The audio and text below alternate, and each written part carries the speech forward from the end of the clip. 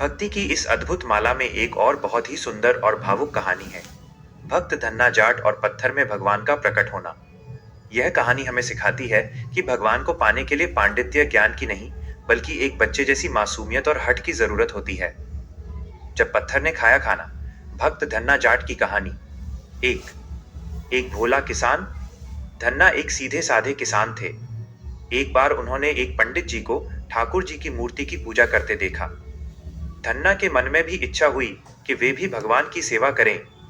उन्होंने पंडित जी से एक मूर्ति मांगी।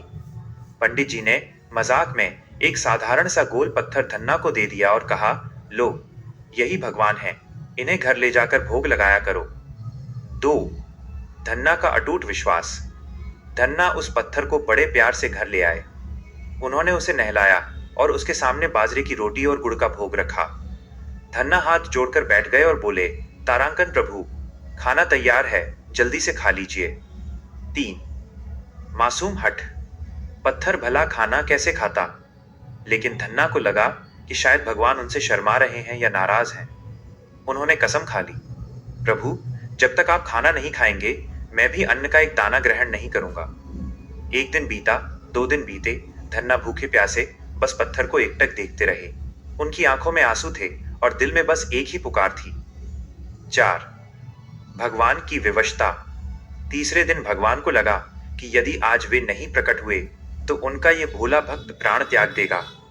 धन्ना के सच्चे और सरल भाव के आगे ब्रह्मांड का स्वामी हार गया। अचानक उस पत्थर में से साक्षात श्री कृष्ण प्रकट हुए।